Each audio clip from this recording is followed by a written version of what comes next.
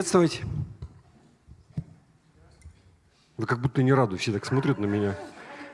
Кто это? Кто здесь? Это я. Давайте мы поднимемся на наши ноги, помолимся, благословим это собрание, день сегодняшний, будем прославлять Господа. Отец Небесный, Господь, благодарим Тебя за милость Твою, благодать к нам. Благодарим Тебя за то, что можем приходить сюда своими ногами, прославлять Тебя, молиться Тебе и слышать от Тебя, Господи. Благодарим Тебя за наших братьев и сестер, что мы можем иметь с ними общение, Господи, что можем назидаться через них, что можем послужить им, и Ты можешь послужить нам через них, Господи. Отдаем это собрание в руки Твои, Господь, и просим Тебя, двигайся, как Ты хочешь, в наших сердцах, в нашей церкви, Господи. Ты глава. Мы ожидаем от Тебя. Делай, что Ты хочешь. И весь Божий народ сказал. Аминь. Хорошо, и давайте мы Господа прославим, потому что Он достоин. Аминь.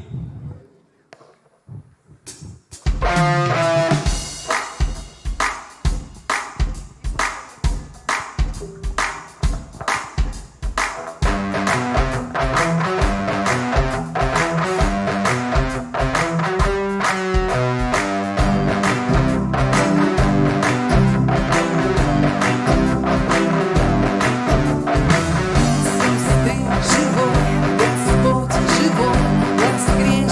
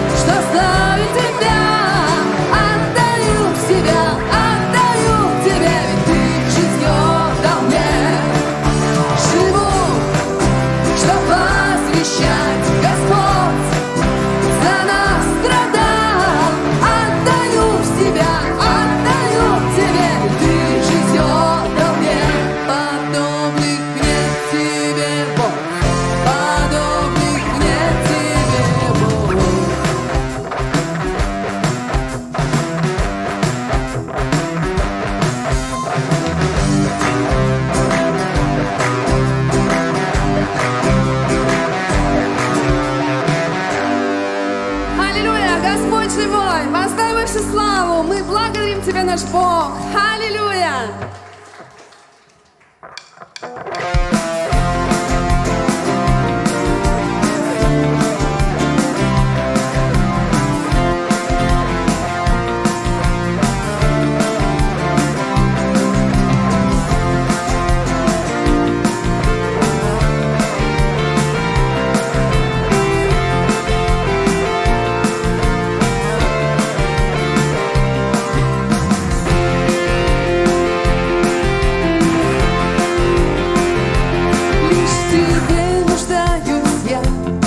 Хочу я быть с тобой всегда. Ты смысл жизни для меня. Я с тобой все могу. Огонь и воду я пройду. За тобой, мой Господь, я иду. Я иду за тобой, отвергая всякий страх. Мой Господь, ты со мной. Я всегда в твоих руках. Я иду за тобой, твой покой внутри меня. Славлю я тебя, Бог мой. Ты есть сила для меня, для меня.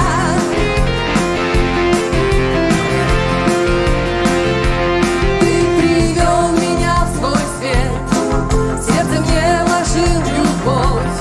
Твое присутствие, Господь, прихожу вновь и вновь. Хочу познать Тебя, Бог мой. Ты стал навек моей судьбой. Каждый день я иду за тобой. Я иду за тобой, отвергая всякий страх.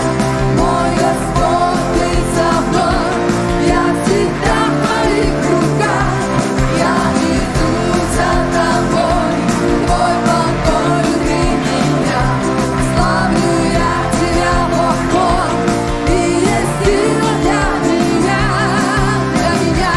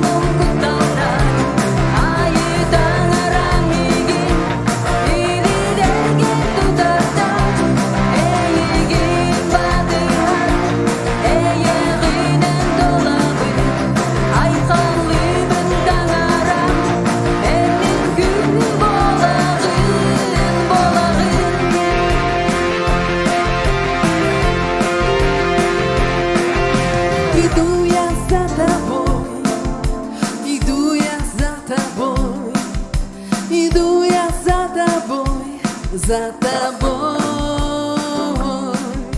Иду я за тобой каждый день, иду я за тобой, Иисус, иду я за тобой, за тобой. Иду я за тобой, иду я за тобой. Иду я за тобой, за тобой. Иду я за тобой каждый день. Иду я за тобой, Иисус. Иду я за тобой, за тобой.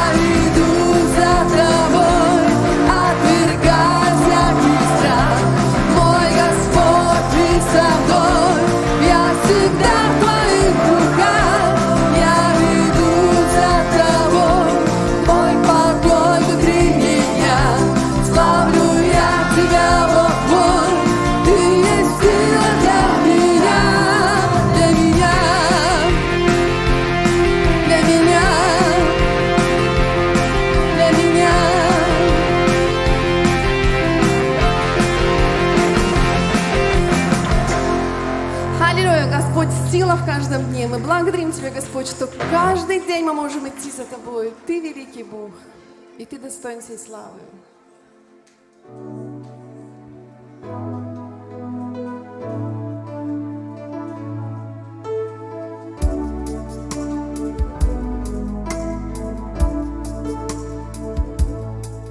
Все награды и венцы свои отдам, все заслуги и хвалу кладу я пред Тобой. Ведь подобного Тебе не видел мир, лишь Ты один достоин, Ты один достоин. Близок Ты ко всем, кто имя Твое чтит, вечно щедрый, вечно любящий, все тот же Ты. И за то, что жизнь мою насытил Ты, воздам Тебе всю славу, воздам Тебе всю славу. Ты достоин, о Бог, высшей славы. Ты достоин, Бог, принять всю честь. Я живу для Тебя, всем, что есть внутри меня, поклоняюсь я.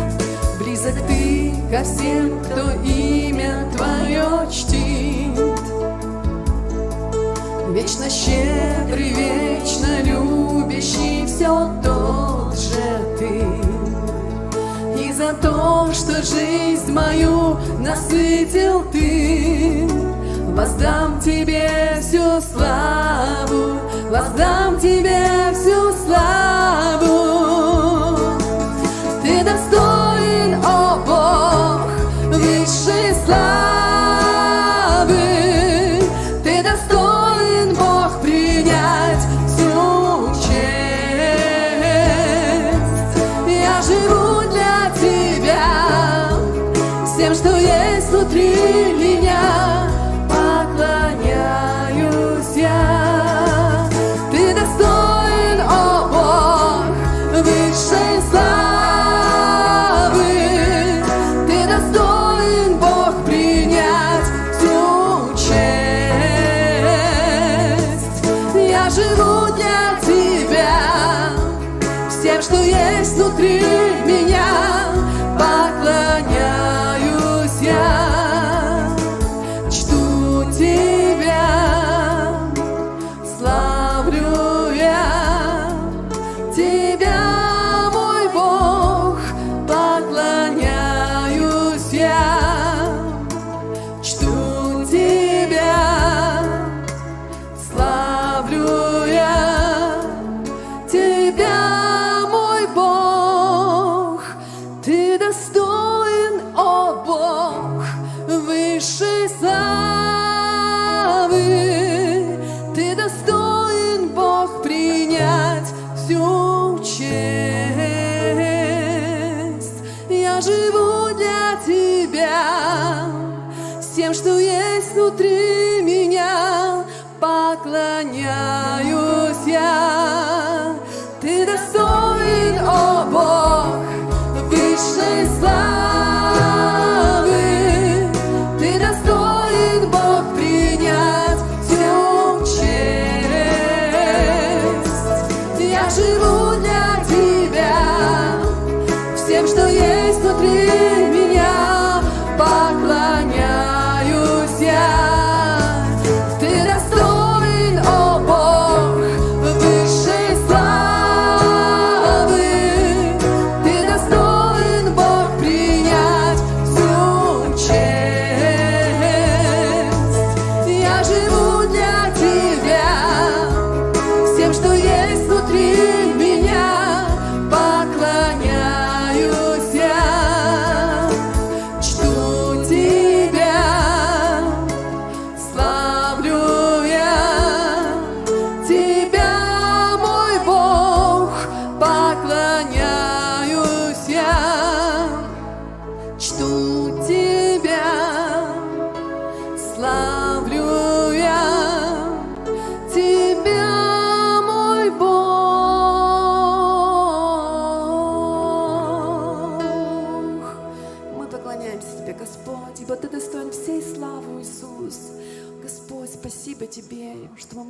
приходить к Тебе в каждом дне и восхищаться Тобою.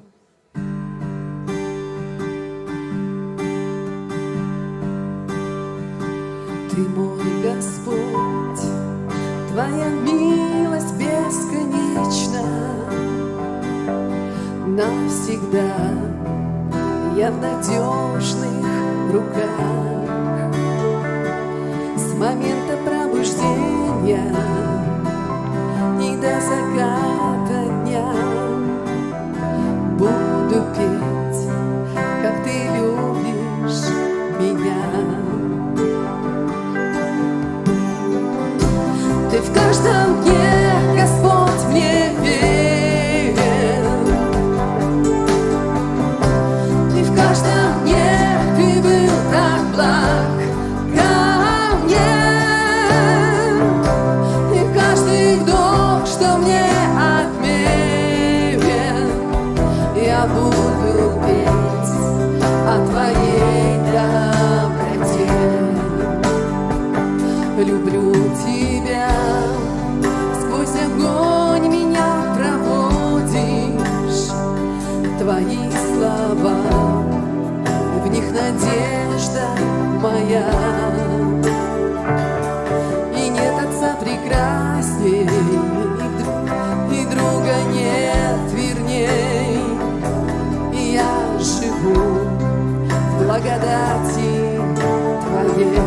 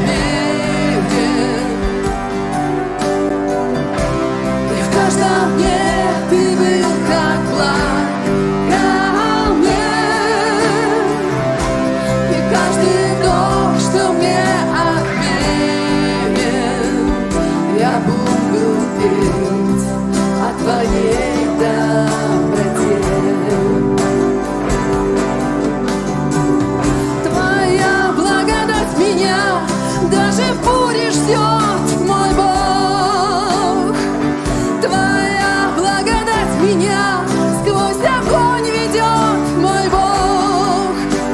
одному тебе доверяю я, ведь ты со мной всегда. Я знаю, любовь твоя не изменит никогда.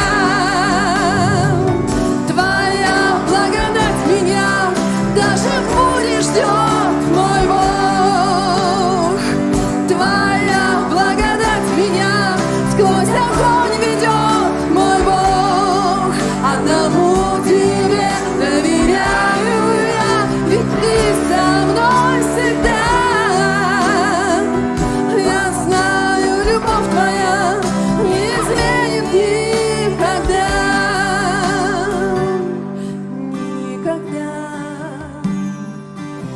Ты в каждом дне, Господь, мне верен. И в каждом дне ты был так благ ко мне. И каждый вдох, что мне отмерен, я буду петь о твоей доброте. Я буду петь о твоей доброте. Господь всегда рядом. Даже когда тебе кажется, что Бог тебя оставил, Бог рядом. Он всегда тебя держит в своей руке. Он любит тебя сильно и никогда не отпустит. Помни об этом, какие бы трудности ни были в твоей жизни. Иисус с тобой всегда.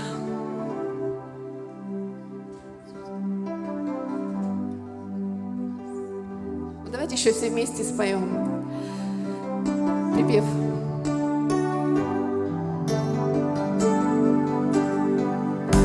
Ты в каждом дне, Господь, мне верен. И в каждом дне ты был так благ ко мне. И каждый вдох, что мне отмерен, я буду петь о твоей доброте. Давайте еще раз все вместе. Ты в каждом дне, Господь, мне верен. И в каждом дне ты был так благ ко мне. И каждый вдох, что мне отмерен, я буду петь о твоей доброте. Я буду петь о твоей доброте. Я буду петь о твоей доброте.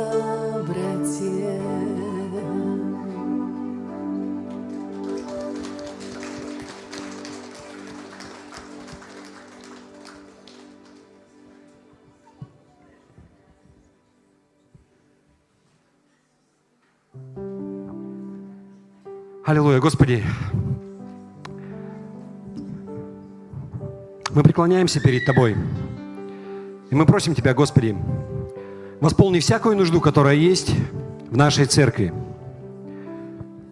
Мы просим Тебя, Господи, за всех, кто болеет, у кого есть какая-то немощь. Во имя Иисуса Христа мы провозглашаем божественное здоровье, полное исцеление и восстановление. Господь, пусть слава Твоя, она будет в этом, Господи. Пусть не будет болящего никого. Если у Тебя есть какое-то недомогание сейчас, просто положи на себя руку. Можешь на это место положить, если где-то болит. Прямо сейчас, Господь, мы просим Тебя о полном исцелении и полном восстановлении. Господи, если у кого-то есть уныние, прямо сейчас я запрещаю духа уныния во имя Иисуса Христа. Оставь их просто. Полная свобода. Там, где Дух Господень, там свобода. Дух Святой, просто наполняй нас. Наполняй, вытесняй все. Всякое уныние, всякое беспокойство. Я запрещаю тебе. Я запрещаю всякой болезни. Просто Дух Святой, Он приходит, и Он наполняет, и Он вытесняет все. Там, где Дух Господень, там свобода. Аллилуйя. Господи, мы благодарим Тебя за Твою любовь, за Твою благодать и за Твою свободу, которую Ты даровал нам, Господь. Аллилуйя. Аллилуйя. Мы славим Тебя, Господь, за это. Ты победил всякую болезнь, Ты победил смерть. Не нашими усилиями, Господь, но Твоей благодатью, Твоим даром, Господь, мы освобождены. Мы принимаем это, Господи. Господь, мы просим Тебя также за всякую нужду, какая она бы ни была. Господь, работали какие-то вещи, если кому-то нужны. Прямо сейчас приноси это пред Господом. Проси у Него.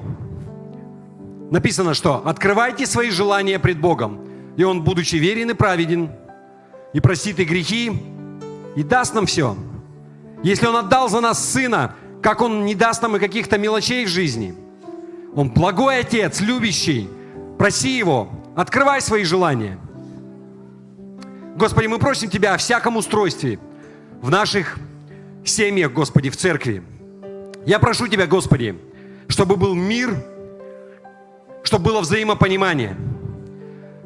Прямо сейчас мы просим за восстановление отношений. Если ты с кем-то поссорился, может быть, тебе кто-то наговорил гадостей, но прямо сейчас я провозглашаю мир, который превыше всякого ума, всякого разумения. Да будет мир, пусть придет мир, Господи. Мир во взаимоотношениях, взаимопонимание. Господи, мы просим Тебя также за мир в нашей стране. Господи, мы просим Тебя о том, чтобы эта военная операция, она была закончена как можно скорее. Господи, мы просим Тебя о том, чтобы были сохранены жизни солдат. Господи, жизни людей. Господь, по возможности сделай так, чтобы это быстрее закончилось, Господи. Чтобы как можно больше людей, они были спасены. Мы просим Тебя, Господь, за те церкви, которые служат сейчас на новых территориях в России. Господи, так много нуждающихся там. И Ты всегда, Господи, использовал трудные времена для того, чтобы люди, они могли прийти к Тебе, могли обратиться к Тебе. И мы просим Тебя, Господи, благослови людей сейчас там. Господи, пусть они познают, благослови пасторов, благослови церкви, которые служат там, Господи.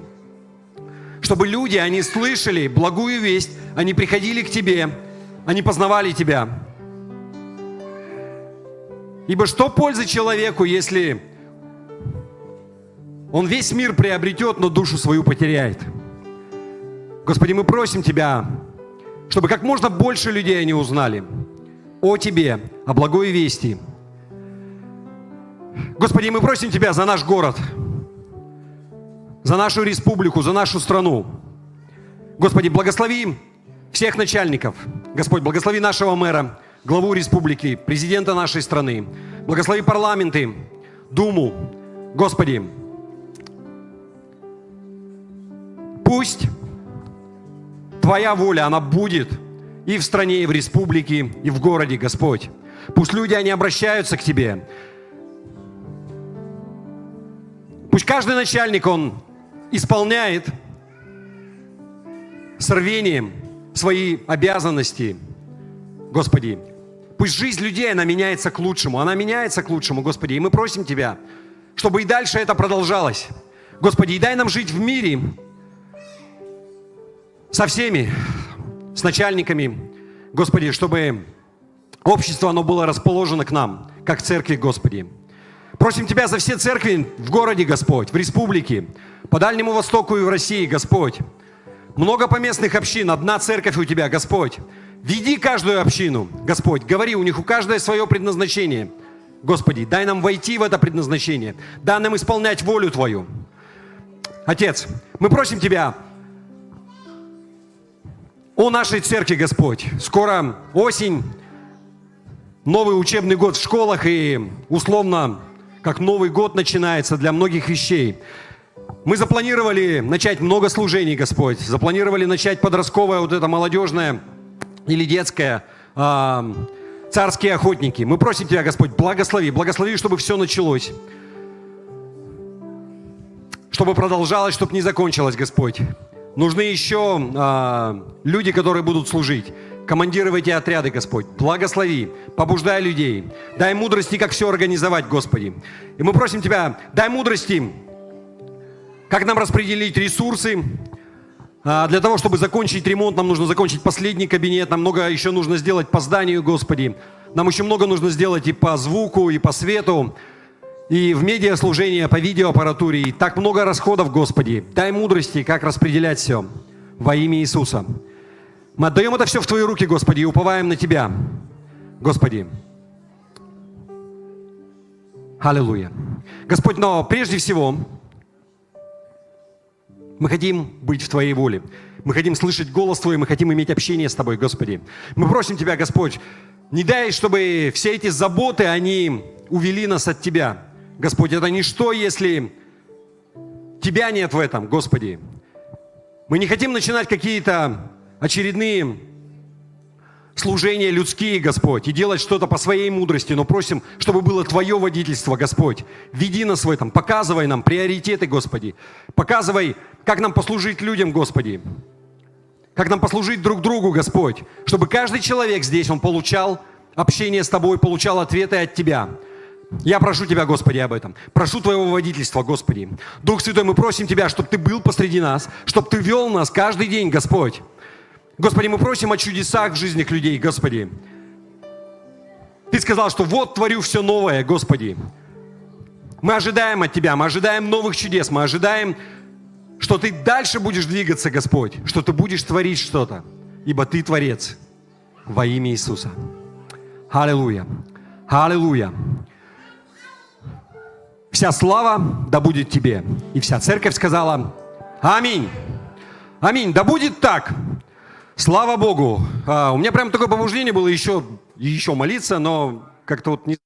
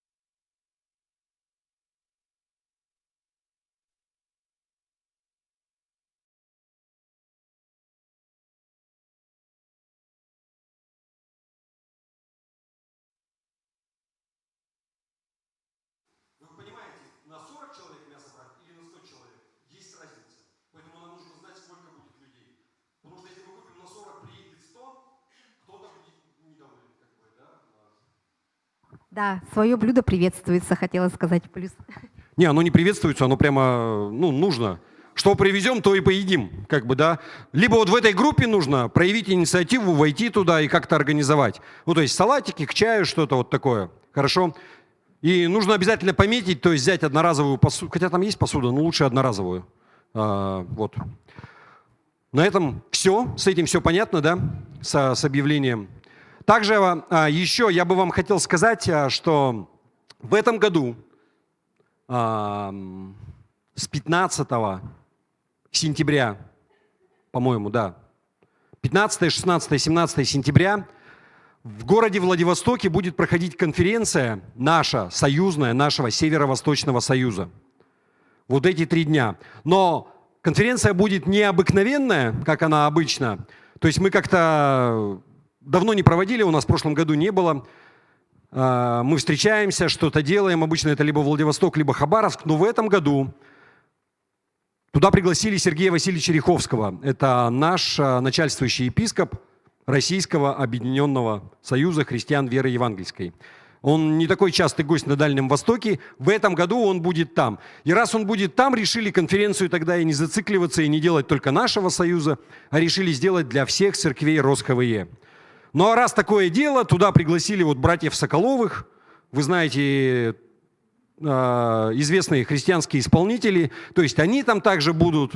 В общем, грандиозное событие. Вроде бы уже нашли большой кинотеатр под это дело. Будет что-то грандиозное. Поэтому, если есть возможность, если вы как-то планируете, будете проездом, добро пожаловать во Владивосток с 15 числа. Хорошо? На 3 дня. Вот такой анонс. Что еще?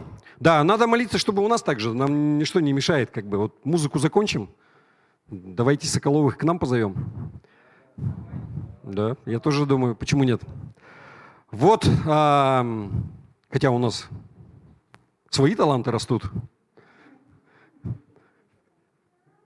Петь начинают. Хорошо. Все, я тогда предоставлю слово Любовь Николаевне или кто. Вы покажете ролик сначала или свидетельство? Да, хорошо, давайте. Можно? Кто что? Да, можно, наверное, не подниматься. Не, вот сюда выйдите, сюда немножко, чтобы вас видно было. Да. Здравствуйте, дорогая церковь. В организации нашей церкви мы 1 сутки были на мысе Табага, мыс, там, где это находится зона отдыха. Отдыхали благодаря Господа. Это все организовал Господь наш. Нас было 3 человека, с организаторами 5. Это было здорово. Господь был с нами за это время. Нам помогал, оберегал, охранял нас. И также благодать Господа все было с нами. Очень хорошо отдохнули, посмотрели природу. Там река Лена протекает, протока его, лес кругом. И также лошадей там тоже очень много было. Это для нас тоже интересно было. Ну, цель наша была, чтобы мы молились. Мы все время, пока ехали на машине, молились. Когда приехали там, и утром молитва, днем. И мы вот, даже пролетело там сутки, мы даже не заметили. Еще хотели там остаться. Спасибо организаторам за такую вот привилегию нам, старикам, вашим сестрам, которым больше 80 лет. Мы получили такой заряд большой, что даже когда следующий день я утром проснулась, и второй день тоже такая легкота, просто там это воздух такой чистый, и этот запах, все прямо ощутила, да, даже я дома. Поэтому такая служба нам очень нужна. По годам распределять там, это были все наш круг, поэтому. А так молодые с молодыми, Сибирь. Так что спасибо организаторам. И пусть такая служба будет еще размножаться. Спасибо вам всем, кто участвовал. Да, слава Богу за сестер. Вы поняли, да? Вы сколько брали, Любовь Николаевна? Сколько человек вас было всего? И вы их, они же бесплатно доездили. Да, вот. Вы поняли, да, что вот было 3 человека, вот как бы сестры, которые служили в молитве, и взяли вот, да, на наших бабушек, и для них это было бесплатно. Вот они сутки провели там на Табагинском мысе. Классное служение.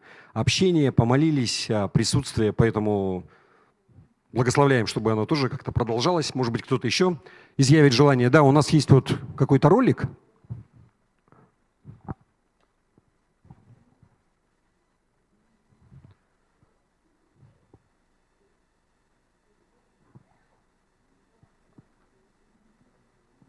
Да, уже можно play нажать.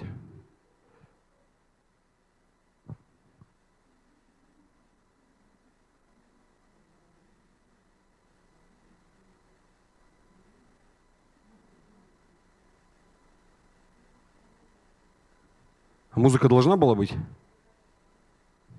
Тара-тара-тара-там-там.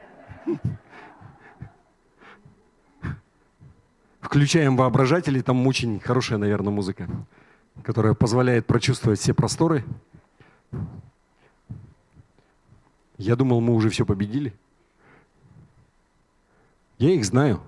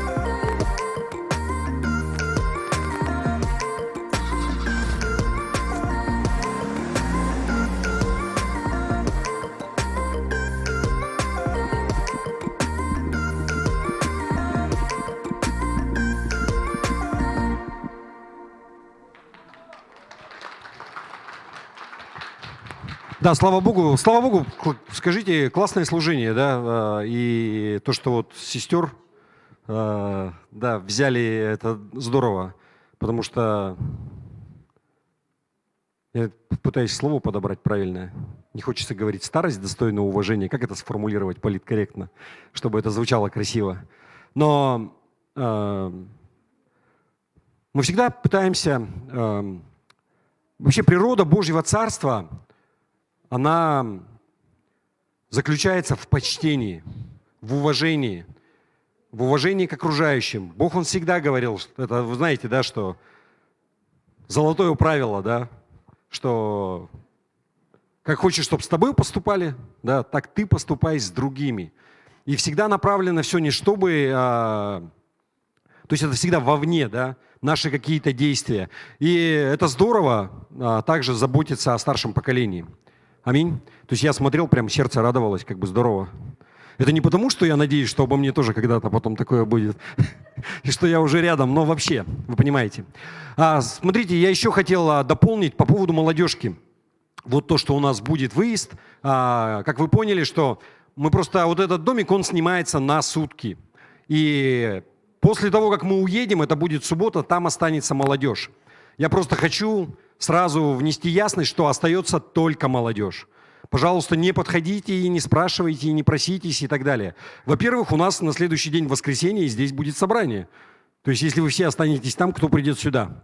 Да? Поэтому это раз. Во-вторых, как бы ты ни считал себя, что ты молод духом, и что там я там тоже молодой, не расстанусь с комсомолом, да, но поверьте мне, если вы хотите, чтобы у них все прошло хорошо, вам туда не надо.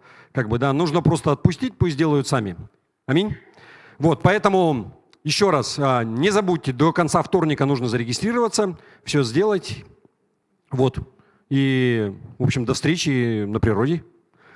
Да, и давайте мы поприветствуем Любовь Николаевну, она сегодня словом поделится.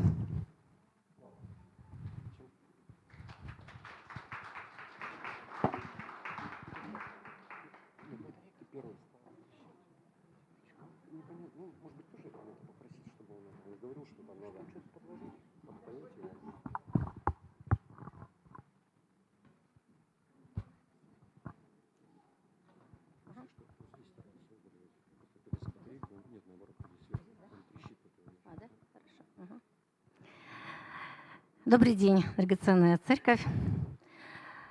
Сегодня замечательный день, и не холодно, не жарко, все замечательно.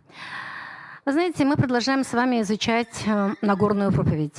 И тема сегодняшняя называется «Заповеди блаженства». Часть первая будет. В прошлый раз мы коснулись вопросов, связанных с нравственным законом Бога, которые книжники и фарисеи вольно толковали, а иногда и извращали суть закона, и поэтому неправильно учили народ. Иисус в Нагорной проповеди внес конкретные поправки различных человеческих ошибок, дал соответствующие рекомендации, как следует исполнять ту или иную заповедь, чтобы это было угодно Господу и соответствовало не букве закона, а чему? Духу, да? Духу закона. И в прошлый раз мы некоторые из этих заповедей разобрали более подробно. Одна из главных целей Нагорной проповеди – это дать последователям Христа, то есть нам с вами, руководство для практической жизни. Ведь истинная суть христианства, она не в теоретических знаниях и в религиозной деятельности, а в чем? В чем? В живых общениях с Господом, в жизни по воле Божией. А это значит, что и наши мысли, и наше поведение, все должно быть направлено по верному пути, который нас приведет в Царство Небесное и введет в состояние блаженства, счастья. Иисус, начиная свою проповедь с описания обязательных качеств характера тех, кто может быть причислен к категории граждан Царства Небесного и таким образом относится к блаженным, счастливым. Давайте мы прочитаем Матфея 5 глава с 1 по 12 стих. И зачитаем мы весь отрывок для целостности, касающийся заповеди блаженства. Матфея 5, с 1 стиха. «Увидев народ, он взошел на гору, и когда сел, приступили к нему ученики его. И он, отверши уста свои, учил их, говоря: Блаженны нищие духом, ибо их есть Царство Небесное. Блаженны плачущие, ибо они утешатся. Блаженны кроткие, ибо они наследуют землю. Блаженны алчущие и жаждущие правды, ибо они насытятся. Блаженны милостивые, ибо они помилованы будут. Блаженны чистые сердцем, ибо они Бога узрят. Блаженны миротворцы, ибо они будут наречены сынами Божьими. Блаженны изгнанные за правду, ибо их есть Царство Небесное. Блаженны вы, когда будут поносить вас и гнать, и всячески неправедно злословить за меня. Радуйтесь и веселитесь, ибо велика ваша награда на небесах. Так гнали пророков, бывших прежде вас. 10 заповедей блаженства, 9, которые мы сейчас прочитали, да, из заповедей закона Моисея. Позже они были сформулированы Христом в 2 заповедях о любви. Какие это 2 заповеди? Правильно, первая – возлюби Господа Бога твоего всем сердцем, то есть в разубении всей крепостью и так далее. И вторая, подобная ей – возлюби ближнего своего, да, как самого себя, как я возлюбил вас. Аминь, драгоценные. Именно искренняя любовь к Богу и людям занимает центральное место в учении Христа. И в этом закон и пророки. Но если в законе были даны указания, что и как нужно делать, или что не нужно делать, да? Там было «возлюби», «почитай», или «не укради», там «не убей» и так далее, то в заповедях блаженства, которые мы только что почитали, да, мы никаких указаний не находим. Нет уже? Просто идет. Просто описывается состояние человека, которое желает видеть Бог в каждом из нас. Прежде чем перейдем к первой характеристике блаженства, это нищие духом, давайте вспомним, что же означает само слово «блаженство», потому что некоторые могли уже и забыть. Основное греческое слово, означающее «блаженный», это «макариос». Оно также означает «счастливый», «благоденствующий», «богатый». И этим словом часто характеризуют такую радость, на которую не оказывает влияния никакие перипетии жизни. Ни печаль, ни потери, ни боль, ни страдания. То есть она не подвержена никакому влиянию извне. И тем, кто ходит со Христом и пребывает в Его присутствии, дана именно такая радость, безмятежная, спокойная, интимная, внутренняя. Если кратко, то блаженные люди – это неимоверно счастливые люди.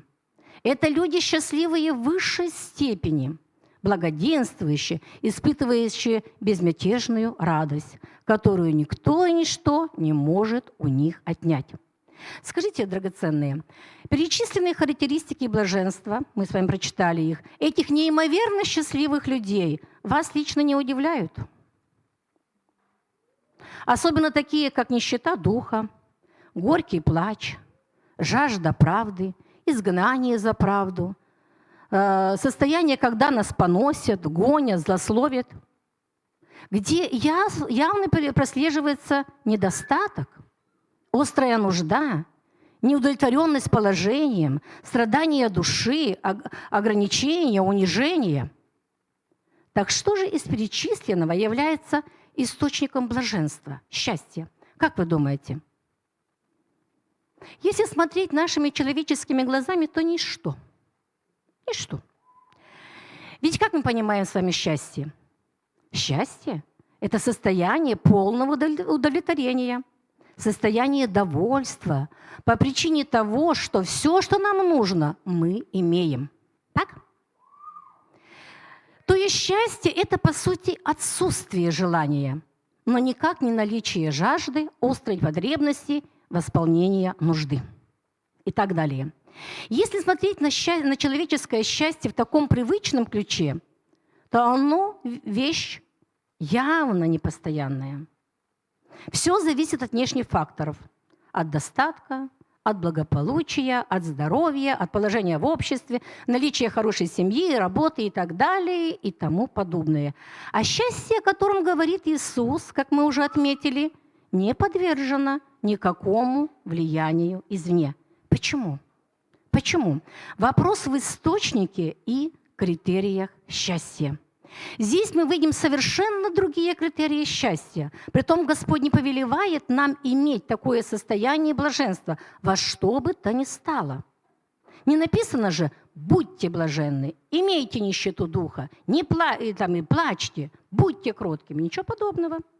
Иисус просто нам заповедует, какими Он желает нас видеть, и дает нам право выбора. Быть счастливым или не быть счастливым, драгоценные, это наш выбор. Точно так же, как любить или не любить. Точно так же, как простить или не отпустить обидчика. Подчеркну эту мысль.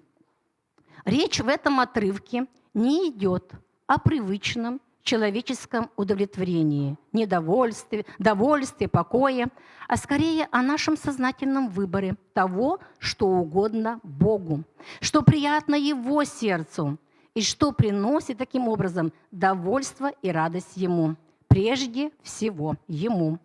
Бог доволен, когда Его дети находятся перед Ним в правильном положении, когда они имеют эту характеристику с целью порадовать Отца.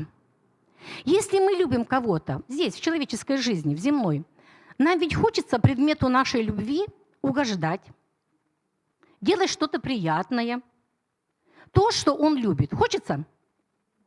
И хотя это чаще всего в ущерб нашим личным интересам, мы все равно добровольно и с радостью жертвуем и время, и силы свои, и финансы.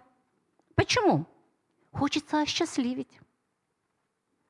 А когда счастлив любимый человек, то и мы вдвойне счастливы, угодили и радуемся. Аминь. Вот этот принцип и лежит в основе заповедей блаженства. Поэтому никакого парадокса в сказанном здесь Иисусом нет. Хотим угодить Богу и проявить не на словах, а на деле свою любовь к Нему, значит, будем стремиться жить в Его воле. И в этом вопросе тоже драгоценные. С этой позиции мы с вами и начнем изучать заповеди блаженства. Ну и, конечно, мы будем помнить о том, что любой человек, в котором живет Христос, и, соответственно, он находится во Христе, уже является блаженным. От одной этой мысли близости с Богом и единстве с Ним наше сердце, оно должно ликовать, оно должно петь, праздновать ежедневно Голгофскую победу. Господь обещает приобретшим перечисленные нравственные характеристики великие благословения. В настоящем времени это что? Блаженство, счастье и различные благословения в будущем. Мы сегодня начнем, а в следующие разы продолжим изучать эти нравственные качества, или по-другому добродетели. Добродетели христианина. И первая характеристика блаженных Матфея 5:3. Блаженны нищие духом, ибо их есть Царствие Небесное. Почему, как вы думаете, с этого качества начал Иисус? То есть Он положил нищету духа в основу основ нашего христианского характера. Это неспроста, драгоценные. Давайте разбираться. Если бы Иисус сказал «блаженные сильные духом», или «блаженны богатые духом», или «блаженны те, у кого высокий дух», нам бы было все понятно. Материально нищий человек, кто такой, нам тоже понятно. Это человек, который не просто бедный, а который крайне бедный, который вообще ничего не имеет. Он осознает свое бедственное положение, свою нищету, полную зависимость от внешней помощи, и поэтому он протягивает руку к человеку за помощью, чтобы с голоду не умереть. Что же означает быть нищим духом? Чтобы нам не блуждать и не гадать, давайте также обратимся к оригиналу текста. Древнееврейское слово нищий, а там два слова, ани есть и ебион, употреблялось для характеристики скромного и беспомощного человека, полностью доверившегося Богу. А греческое слово «птохос» означает полную, крайнюю, глубокую нищету, поставившую человека на колени. Такой человек, птохос, вообще ничего не имеет. Если объединить эти два понятия, то можно дать такое определение. Нищий духом человек – это человек, осознавший свою полную и крайнюю духовную нищету, свою абсолютную беспомощность, осознавший, что он ничто, а Бог есть все, который в смирении просит у Бога восполнить его духовную нужду и утолить жажду. То есть речь не идет о духовном младенчестве, когда человек по сути плотской. Здесь речь о правильном взгляде на себя, верной оценкой своего духовного состояния и, как следствие уже, острая нужда в Боге и полная зависимость от Него. Для духовно нищего человека исполнение его духовных потребностей становится целью номер один. Для сравнения можно, вот я такой приведу пример, для сравнения можно желать, сидя в квартире, просто выпить стакан воды после сытного обеда. И можно жаждать пить в жаркой пустыне, когда все слизистые пересохли, когда даже голоса уже нету, когда за глоток воды ты готов отдать все, потому что если не выпьешь, умрешь.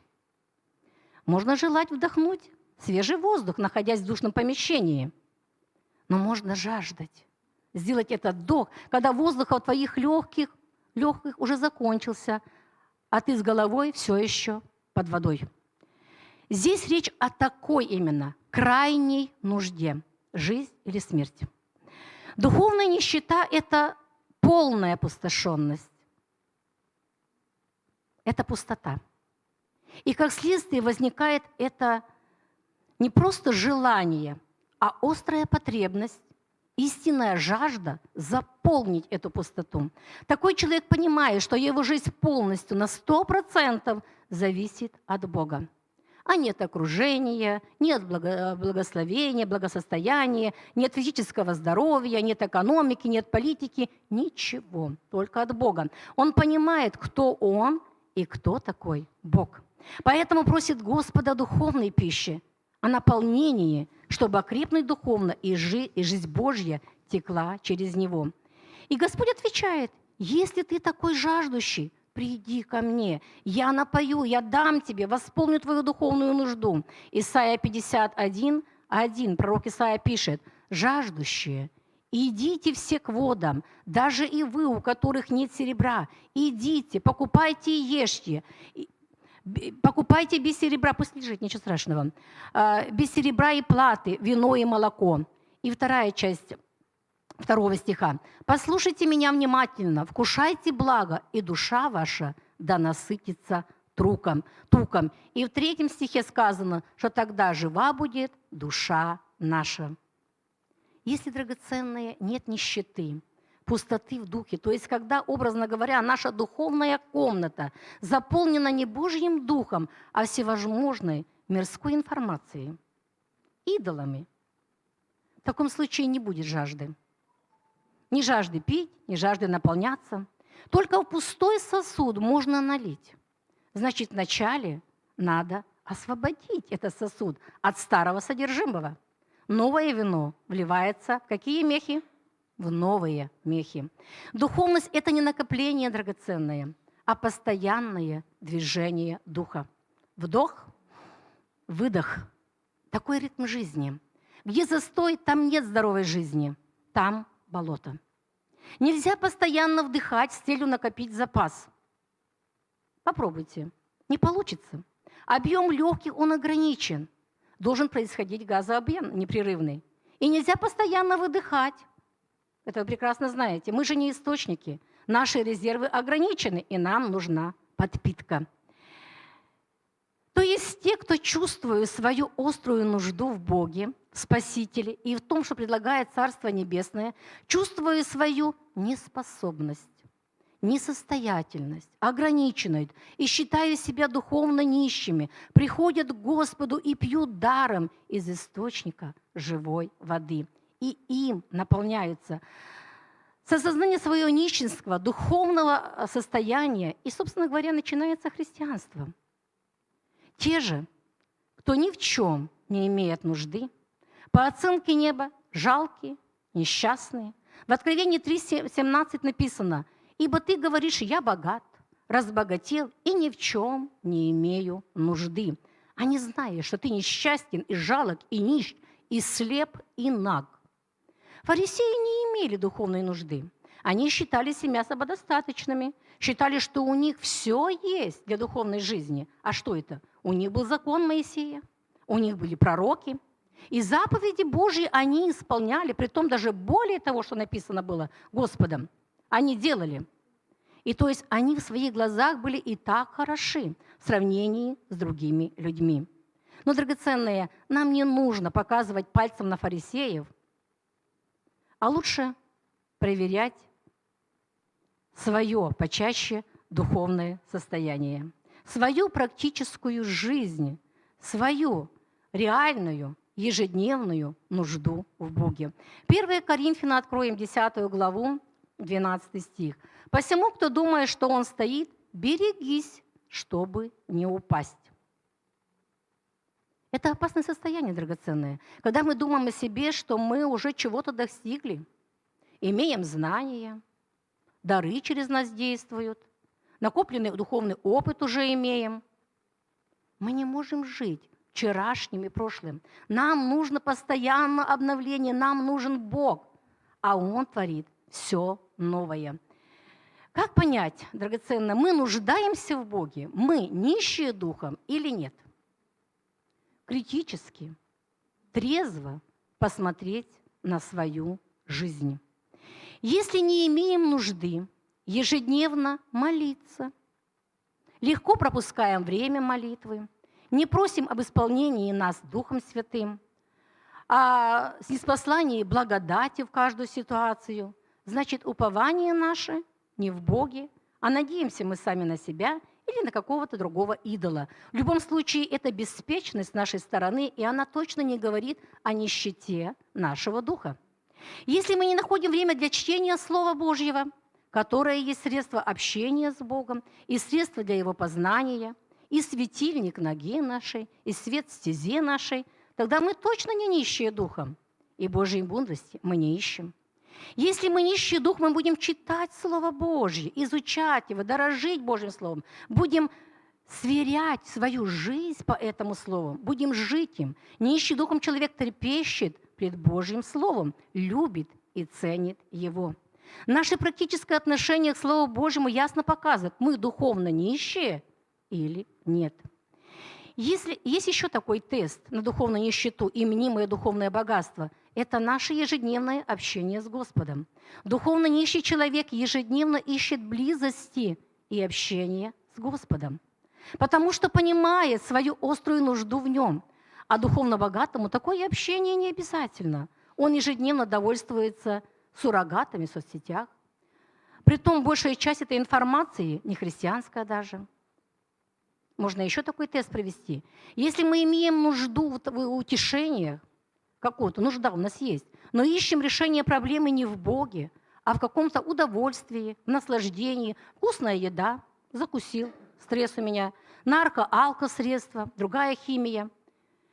Если бежим в супермаркеты какие-то, шопинги делаем, общаемся с друзьями, в соцсети заходим, что-то ищем, этим мы показываем, какой идол стоит у нас на первом месте. Если мы духовно нищие, то мы побежим в первоочередном порядке к Богу, и в Него будем искать утешение. Он утешитель. Черпать силы будем от Него, чтобы преодолеть проблемы. Если мы не имеем нужды в исповедании грехов, значит, мы драгоценные, самоправедные. Значит, мы слепы, и поэтому мы их не видим. Мы не нуждаемся в Спасителе, и Его кровь для нас уже мало что значит.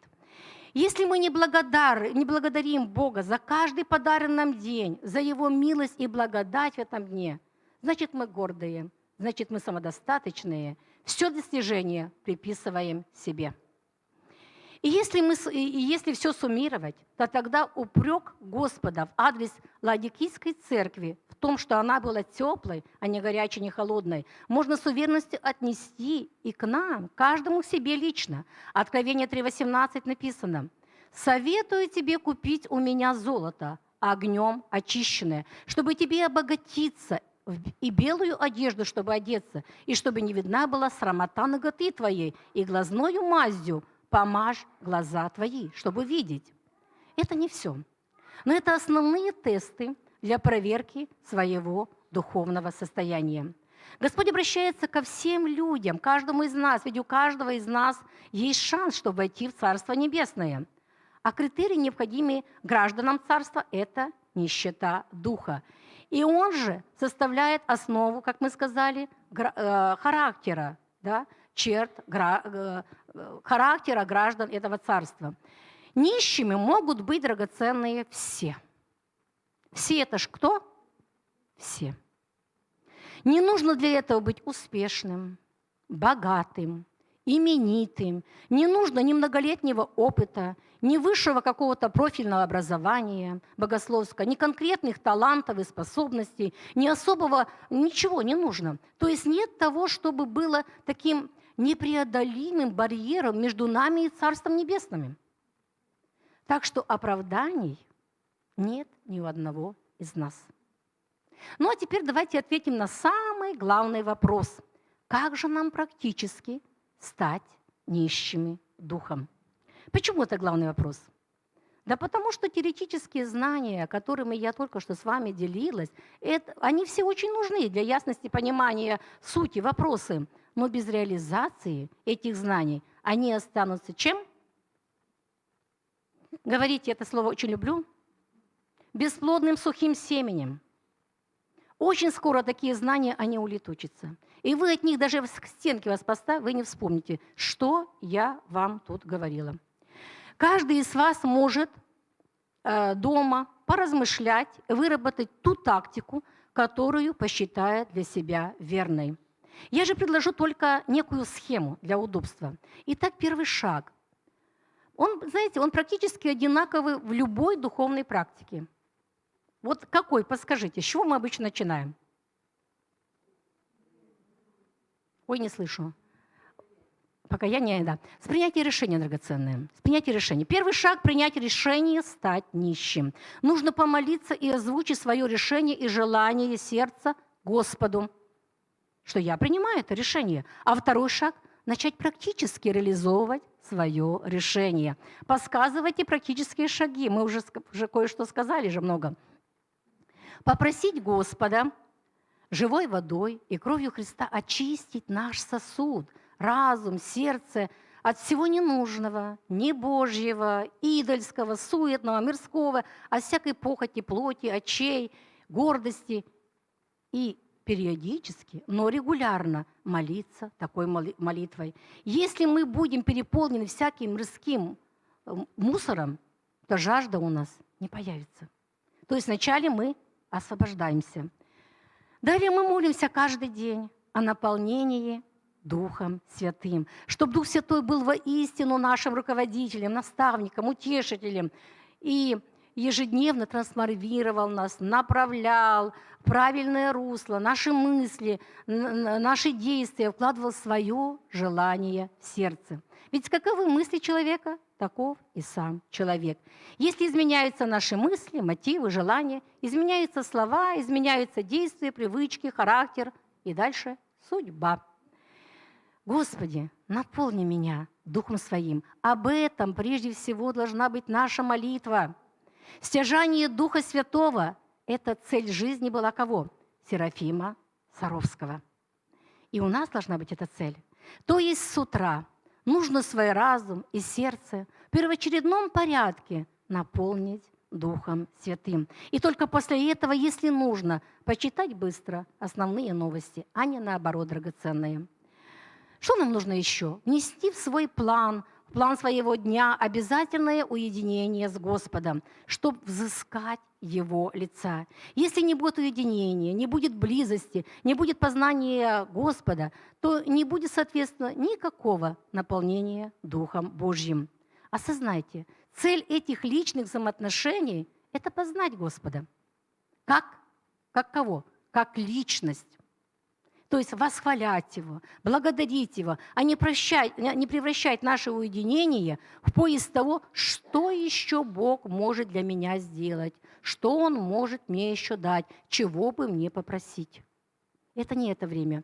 Запишите время и место уединения. Например, сразу после пробуждения, 6 до 7 в спальне. Все это очень важно, конкретика этим. Этим мы покажем решимость и желание добиваться поставленной цели. Нужно общаться с Богом вне зависимости от своих ощущений, своих чувств, своего настроения, своего желания. Мне не хочется сегодня или мне хочется сегодня. Это вообще не вопрос. Нужно общаться всегда. Не ждите, что эта жажда наполнения Духом Святым и жажда близости появится сами по себе. Или только по молитве нашей. Не появится, драгоценные. Как жаждать того, кого не знаешь? Как? Никак.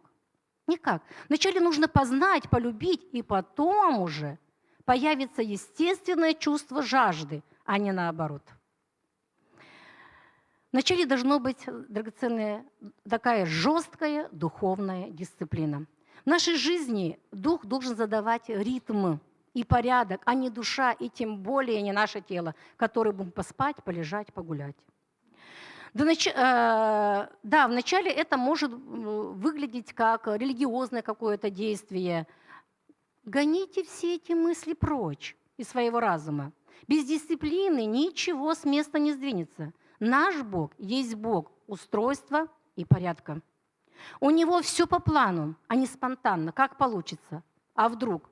Если будем действовать и дальше так, как получится, то все останется так, как сейчас. Ведь много из нас жили по этому принципу до сегодняшнего, и результатом, наверное, многие недовольны. Важно запланировать также время для ежедневного чтения и изучения Слова Божьего. О важности этого пункта, я думаю, нет смысла повторять, и так все ясно. Ну и, конечно, запланировать время для молитвы, когда мы общаемся с Господом, молимся о различных нуждах, об утешении просим, защите, о мудрости, подаваемой благодати, о благословении, обо всем. То есть время уединения с Господом, время чтения Слова Божьего, время молитвы – это все разное время в ежедневном графике.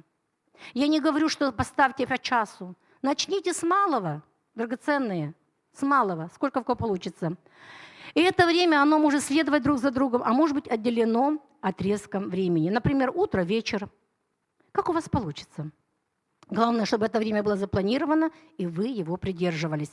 А вот когда уже появится в сердце истинная жажда уединения, познания и наполнения Духом Божьим, то необходимость в этом нашем жестком графике сама собой может отпасть. Хотя, знаете что? Никому не помешает и далее по жизни его придерживаться. Так как различные соблазны, отвлечения, суета жизненная, они могут отвлечь, и их больше, чем достаточно. И важно правильно распределить время. Если время молитвы, уединения, чтения слова у вас, допустим, 1 час в день, то время, проведенное в соцсетях, в разных разговорах, должно быть в разы меньше. Несколько минуточек. Приоритеты должны быть расставлены правильно. Хотите больше общаться в соцсетях? Больше молитесь, читайте и так далее, чтобы была соблюдена пропорция соответствующая. Что-то прояснилось в первой характеристике блаженных, драгоценные? Что-то прояснилось? Слава Богу. Переходим ко второй характеристике. Она где написана? Матфея 5, 4. «Блаженны плачущие, ибо они утешатся». И сразу же зачитаем еще одно местописание, оно дополняет Луки 6, 25, вторая часть стиха. «Горе вам, смеющиеся ныне, ибо восплачете и возрыдаете». Одно и второе выражение Иисуса переворачивает наше человеческое представление о счастливой жизни с ног на голову. Вообще принято понимание счастья, ведь общепринятое такое понимание счастья не включено ни горе, ни страдания, ни трудности, ни ограничения, ни разочарования и ни горькие слезы. Правда же? Никак оно не включено у нас. Но что включено? Радость, наслаждение, слава, богатство, успех, смех. Это да, включено. Как видим, и здесь указатель к счастью направлен явно не в ту сторону. К тому же слово «плачущее», которое здесь использовано, оно подразумевает самую глубокую скорбь по умершему. Представляете? Скорбь по умершему – это страстное, горестное стенание по любимому человеку. В Ветхом Завете это слово использовали при передаче печали Иакова, когда ему известили, что его любимый сын Иосиф мертв. Вот он так плакал. А почему вообще люди плачут? Так они выражают через слезы свое глубокое внутреннее переживание, состояние своей души, а именно душевной сломленности, разочарованности, разбитости. Так люди выражают сокрушение духа, когда он сломлен и разбит. Не всякий плач приносит утешение. Если это какой-то чувственный плач или истерический плач, то он приведет скорее к чему? К унынию или к отчаянию, или еще большей жалости к себе и так далее. Но в данном случае плач, написано, приносит утешение. Все дело в том, что в этом случае речь идет об истинно покаянном плаче, который действительно приносит великое облегчение человеку, если тот осознает всю тяжесть своих грехов, возложенных им лично на Христа, который сожалеет о соделанных им грехах, огорчается от всего сердца, раскаивается в них. Такая последовательность драгоценная: осознает, сожалеет, раскаивается. Такой плач угодный Богу, и Он принимает его как истинный плод раскаяния. Ведь такой плач, он заставляет человека переменить свои взгляды, метаноя, желание переменить, образ жизни переменить. Давайте мы откроем 2 Коринфянам, 7 главу, 9-10 стих. «Теперь я радуюсь не потому, что вы опечалились, но что вы опечалились к покаянию, ибо печаль ради Бога, ибо печалились ради Бога, так что нисколько не понесли от нас вреда. Ибо печаль ради Бога производит неизменное покаяние ко спасению, а печаль мирская производит смерть». Дорогие, Бог ценит наше глубокое раскаяние в грехе, и Он дорожит нашим состоянием сокрушенного, смиренного духа. Написано, что апостол Павел горько заплакал о своем грехе, когда он трижды, помните, отрекся от Господа и вспомнил о предупреждении Иисуса, когда пропели петухи. Вот именно был такой горький плач, осознание. После этого он стал смелым, дерзновенным служителем на ниве Божьем. Конечно, драгоценные, мы с вами можем согрешить, будучи христианами, но мы не должны жить в грехе. Осознанно жить не должны. Мы не должны мириться с припинающим грехом. И грех не должен становиться нашей обыденностью, нашим образом жизни. Я хочу вам зачитать стих, который мне понравился, Богдан Мычко написал. Стих кратенький, называется «Кто?». «Кто пригвоздил к распятию руки Бога? Кто распинал Создателя людей? Кто согрешил так глубоко и много, когда искал я? Кто был тот злодей? Я молот ощутил в руке своей». За наши грехи, драгоценные, за грехи каждого из нас был мучен, распят и умер Христос. Каждый раз, когда мы стоим перед выбором, солгать или сказать правду, помочь или увильнуть, простить или остаться в позе обиженной и так далее, вспоминайте всю тяжесть своих грехов, которые взвалили на плечи Господа. Еще хочу отметить, что не всякий плач угоден Богу. Можно же плакать и из-за саможалости, из-за зависти можно плакать, что у кого-то есть, а у меня ведь нет, обделен. Можно плакать, что не удовлетворили свои какие-то греховные похоти, свои желания какие-то. Можно плакать, что упустил выгоду, да о чем угодно можно плакать. Но не о таком плаче мы сегодня говорим.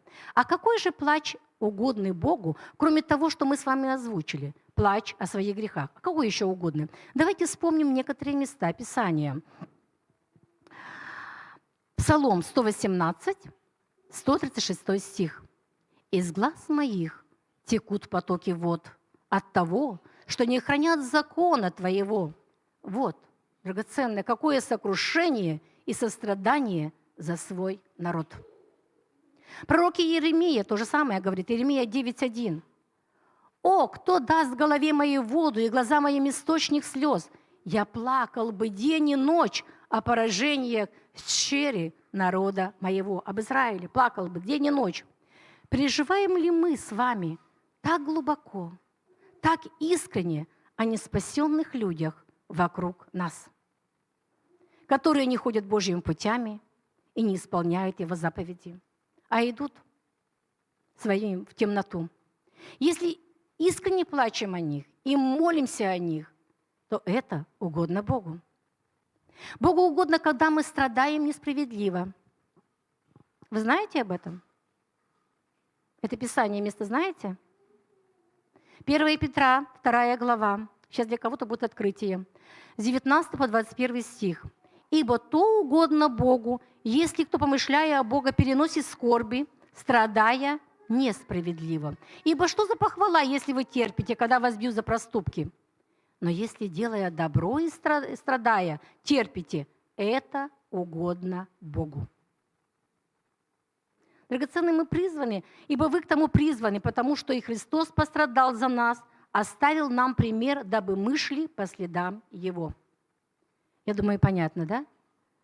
То есть, делая добро, страдая несправедливо, это угодно Богу. Христос пострадал несправедливо. А что прошел учитель, то и ученики Его могут пройти. И должны проходить. Все, кроме креста, конечно. Казалось бы, а что хорошего в страданиях? Но известный факт, что когда мы страдаем, наше сердце, оно размягчается. Наша душа становится лучше. Мы обновляемся в силе. Преображаемся мы в это время. Представьте себе. Если мы сами лично с вами не скорбим, но находимся рядом со скорбящими, полны сострадания к ним, и наше сердце может вмещать боль, может вмещать, разделять горе, плакать, скорбеть вместе с ними, то такой плач также угоден Богу, и это полезно нам. Екклесиаста 7, со 2-4 стих об этом. «Лучше ходить в дом плача об умершем, нежели ходить в дом пира, ибо таков конец всякого человека, и живой приложит это к сердцу своему. Сетование лучше смеха, потому что при печали лица сердце делается лучше». Видите, да? Сердце лучше. Сердце мудрых в доме плача, а сердце глупых в доме веселья. Драгоценные, куда вы отвлеклись? Римлянам, как легко вас можно отвлечь. Римлянам 12-15 стих. «Радуйтесь с радующимися и плачьте с плачущими». Что же нам, драгоценные, с вами нужно извлечь для себя, чтобы применить в практической жизни эту заповедь блаженства? Нужно искренне плакать, сожалеть, сокрушаться, раскаивать, если мы согрешили лично. А чтобы распознавать свою греховность и научиться смотреть на грех глазами Бога, нам нужно читать Писание. И все в своей жизни делать по Слову Божьему, сверять со Словом Божьим. Нам нужно молиться за неспасенных людей и особенно переживать и молиться за спасение своих ближних. Особенно за них. Нам нужно безропотно переносить несправедливые страдания, когда делаем добрые дела и делаем это во славу Господа, из любви к Нему, а не обвинять ни Бога, ни людей, ни обстоятельства, понимая, что во это время происходят благословенные изменения в наших сердцах, которым радуется наш Господь. Нам надо страдать и плакать с плачущими. Ведь при печали лица сердце делается лучше. Поделюсь с вами одной притчей. Притча: Бог послал ангелов на землю и дал им такое задание – отыскать и принести на небо самые большие земные ценности, узнать, что больше всего ценят люди. Вот один из ангелов принес материальные ценности, драгоценные сокровища, и сказал: люди этим очень дорожат. И ради этого они готовы пойти на что угодно. Это помогает им исполнять их желания. Господь сказал: нет, это не та ценность, которая меня интересует. Второй ангел принес власть и говорит: люди этим очень дорогают. Они добиваются любыми путями власть, достигают своей цели через это. Власть очень ценна. На что Господь ответил: и это не является ценностью в моих глазах. Третий ангел принял наслаждение. Ради наслаждения люди готовы на любые поступки, люди дорожат этим. Но и эта ценность не была угодна Богу. Он сказал: я не эту ценность ожидаю. Четвертый ангел пришел с пустыми руками. Но не совсем. Когда он открыл ладошки, там была одна маленькая слезинка. Господь сказал, и он сказал: Господь, я нашел человека, который плакал и сокрушался о своих грехах. И вот я принес тебе эту слезинку. Вот что я ценю. Вот что дорого мне, сказал Господь. Покаянный плач человека, он меняет даже атмосферу небес. Луки 15:7, последнее местописание. «Сказываю вам, что так как на небесах более радости будет об одном грешнике, покающемся, нежели о 99 праведниках, не имеющих нужды в покаянии». С осознанием своей греховности и с этого плача о своих грехах вообще начинается духовная жизнь, дорогие. С этого начинается. И далее идет закладка основания, нищета духом, острая потребность в Боге и наполнении Духом Святым. Возможно, кому-то показалось, что все сказанное сегодня – это что-то сложно выполнимое, и пункты эти вообще какие-то одно по одному трудно запомнить. Есть такие? Ну, даже если вы не сознаетесь, я думаю, есть. Я упрощу сейчас задачу, но прежде напомню, что для того, чтобы достичь отличного результата, спортсмены жестко придерживаются графика тренировок. Там дисциплина строгая. Музыканты отрабатывают навыки игры на музыкальных инструментах ежедневно, годами. Научные работники штудируют науку, изучают, экспериментируют непрерывно. Только христиане хотят все получить без особых усилий, а чтобы мольнулись на ходу, и все небеса были в их распоряжении. А еще лучше, чтобы за них кто-то мольнулся. Так вот, я ничего сложного, драгоценного, не предложила. Прослушайте еще раз это слово, осознайте свою истинную духовную нужду, тесты пройдите, составьте соответствующий ежедневный график, где будет запланировано время для уединения с Богом, для молитвы, для чтения Слова Божьего. И каждый день с утра просите Дух Святой, чтобы Он вас наполнил, руководил, направлял в этом дне по Божьему пути, давал благодать пройти все испытания достойно. А если не получится пройти что-то достойно христианина, искренне раскайтесь. Собственно, об этом и шла речь. Но и это малое не все из нас, к сожалению, делают. Следующие заповеди блаженства продолжим изучать в следующий раз. Нам всем с вами есть над чем поразмыслить, к чему стремиться, чтобы угождать Богу и делать все во славу Его, чтобы радовать отцовское сердце.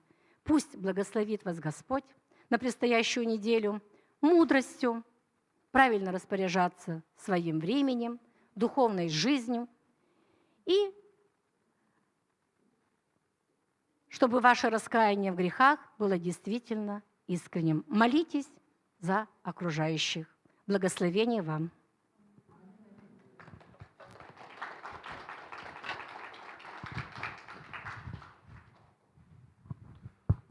Прославление можно уже попросить вас подняться?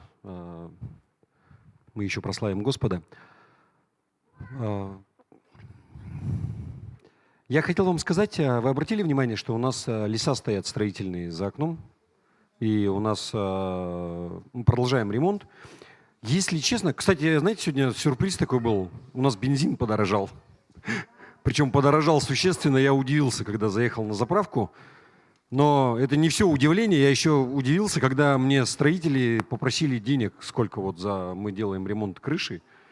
Был бы в руках микрофон, я бы его уронил, наверное. То есть еще уговаривать пришлось, никто не хочет, потому что, говорит, работу, да и спасибо, что напоминаете, я как раз туда плавно и веду. Вы сразу. Но вы знаете, они начали делать работу до того, как был вот такой большой ливень, дождь, вы помните? Сутки шел дождь, и вот там вот обратите внимание, та стена, она абсолютно сухая. Как бы не может не радовать, потому что у нас мы все это дело затеяли, потому что у нас с потолка прямо посередине, вот там, где светильник светит, там вода бежала, вся стена была мокрая, мы ее красили, как бы вроде бы исправили, и мы делаем водостоки тоже. И я вам скажу честно, я не ожидал. 200 тысяч просят за работу. Это только вот эта вот фронтальная часть, это только работа, это без материалов и так далее, но после того, как мы купили ковровое покрытие за 450 и отдали 100 с лишним за укладку, я уже вообще ничему не удивляюсь, как бы Господь усмотрит. Вот, но крыша это прям необходимо. Но вы знаете, нам скоро сентябрь, нам обязательно нужно, вот следующее, я думаю, я планировал немножко другие вещи, входную группу делать, и нам нужно было крыльцо опустить, потому что оно тоже у нас задрано, и вода сюда течет.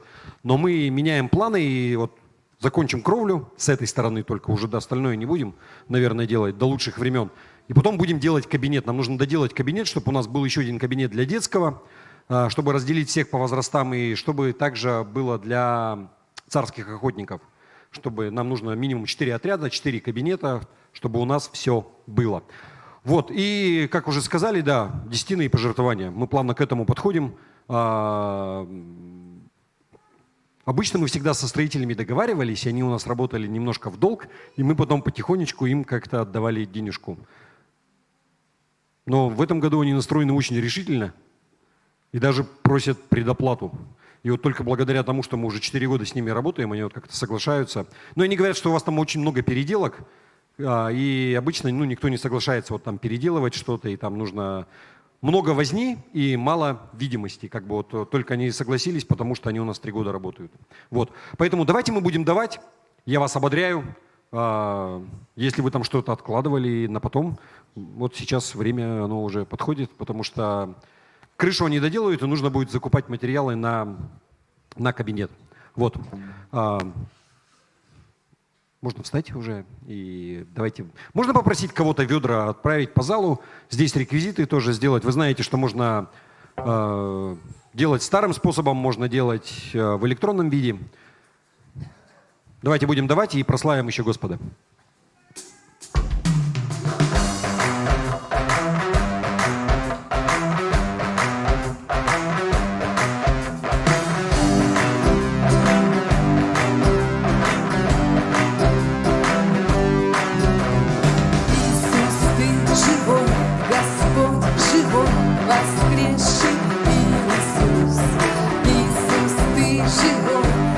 Наша жизнь, воскресший Иисус.